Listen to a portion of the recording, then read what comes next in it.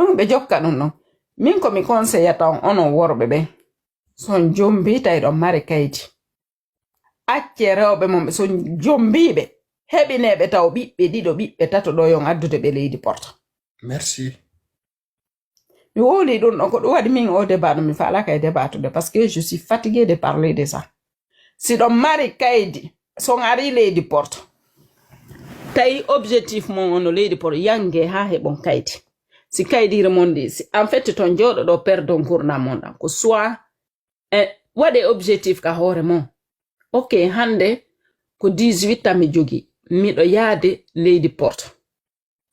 miɗo konti wonugo ton ha mes 25 ans à partir de mes 25 ans 30 ans si mi heɓali kaydi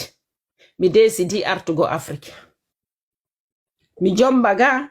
mi heɓa ɓiɓɓe am ɓen ga mi waɗa business an o ga mi danko mawɓe am ɓen beru komi jogi ko haray arsike an ala leydi porte mais si mi ari leydi porto e nder 5 ans mi heɓi kaydi mi jomba e Afrique mi jo'ina ton mi heɓinamo ton ɓiɓɓe ɗiɗo ɓiɓɓe tato mi waɗoya regroupement familial mi addamo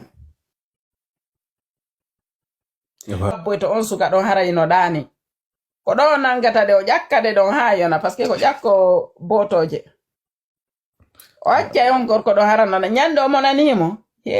accita mi woluno ɓay mi hulɓina joni gorko ñande woni ɓe haɓi o doga o yaltaga suudu to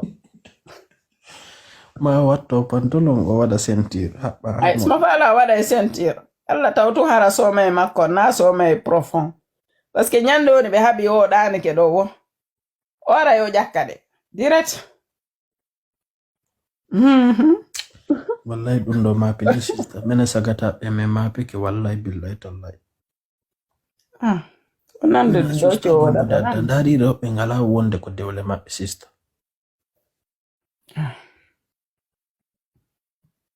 ɓe ala jaɓude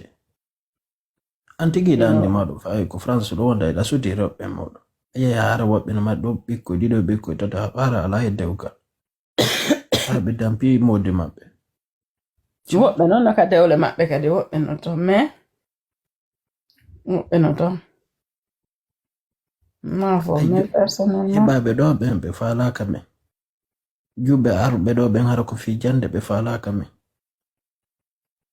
ayi andi joni aduna ko intérêt jokka andi min misi komi gorko no hara miɗo duwano jomburde ka meɗen hande kam mi woni ɗon mi jombay en fait mi habboto si mi mara kaydi wallahi mi muññoto ɗo ha mi heɓa ɓingu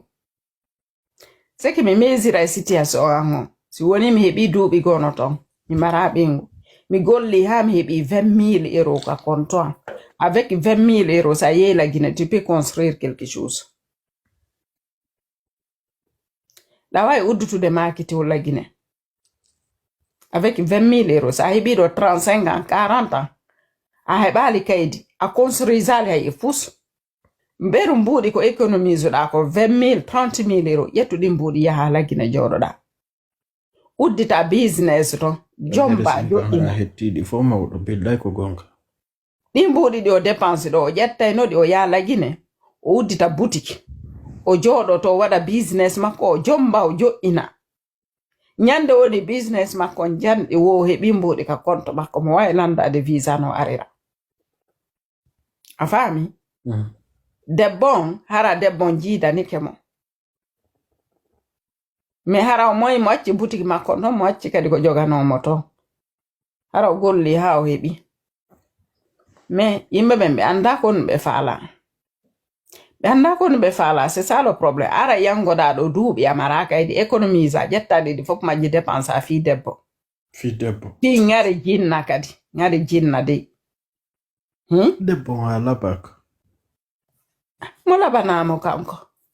forme ji ɗin no ɗon ɓay ko ɗum noon ɓe yiɗi fami ɗon ɓe jokka ɗum ɗon min komi conseilla taw onon worɓe ɓen